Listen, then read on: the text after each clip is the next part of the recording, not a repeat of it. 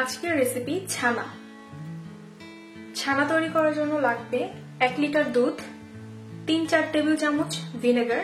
তো আপনাদের কাছে যদি ভিনেগার না থাকে তাহলে লেবুর রসও ব্যবহার করতে পারবেন। লেবুর রসের পরিমাণটাও 3-4 টেবিল চামচ।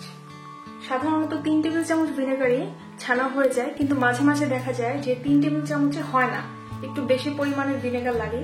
তো এই কারণে আমরা 4 টেবিল চামচ ভিনেগারের সাথে 4 টেবিল চামচ পানি মিক্স করে নিব। প্রথমে আমি 4 টেবিল চামচ ভিনেগার দিয়ে দিচ্ছি।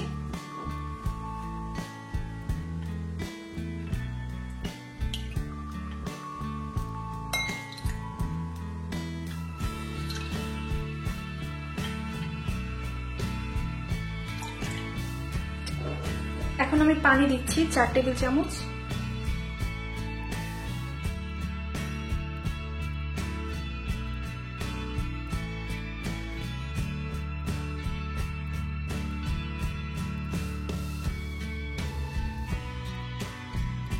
একটা পাতিলে আমি 1 লিটার দুধ ঢেলে দিচ্ছি।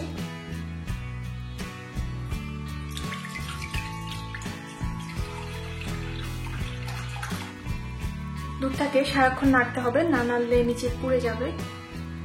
বলক আসা পর্যন্ত অপেক্ষা করছি। যখন বলক আসবে তখন আমি ভিনেগারটা দিয়ে দিব। বলক এসছে, এখন আমি 30 সেকেন্ড ওয়েট করব দুধটা হালকা ঠান্ডা হওয়ার জন্য। বলক আসার সাথে সাথে আমি কিন্তু চুলাটা অফ করে দিয়েছিলাম। আর 30 সেকেন্ড ওয়েট করার কারণ হচ্ছে, যেহেতু আমাদের মিষ্টির জন্য সফট ছানা প্রয়োজন, ছানাটা যাতে শক্ত না হয়ে যায় সেই কারণে 30 সেকেন্ড ওয়েট করছি। তো এখন আমি ভিনেগারটা দিয়ে দিচ্ছি। ভিনেগারটা পুরোটা একবারে ঢালবো না, অল্প অল্প করে ঢালবো। আমি আগেই বলেছি 3 টেবিল চামচে হওয়ার কথা। আস্তে আস্তে ঢালবো আর নাড়তে থাকবো।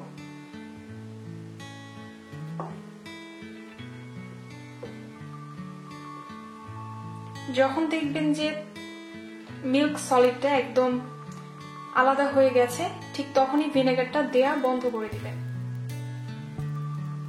আমার কিন্তু 4 টেবিল চামচ ভিনেগার প্রয়োজন হয়নি, 3 টেবিল চামচ ভিনেগার এবং 3 টেবিল চামচ পানিতে হয়ে গেছে।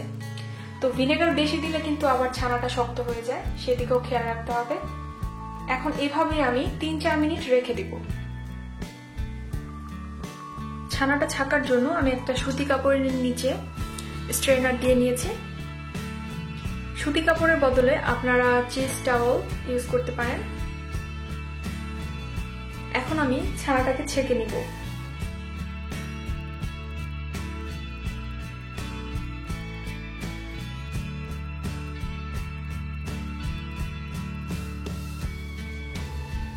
ছানার ভিতর থেকে যাতে ভিনেগারের গন্ধটা চলে যায় সেই কারণে আমি ঠান্ডা পানি দিয়ে ছানাটাকে ধুয়ে নিব।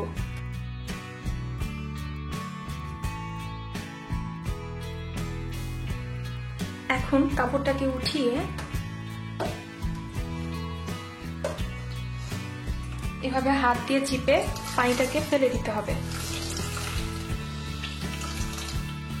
যতটা সম্ভব পানিটাকে খুব ভালোভাবে ঝরিয়ে নিতে হবে।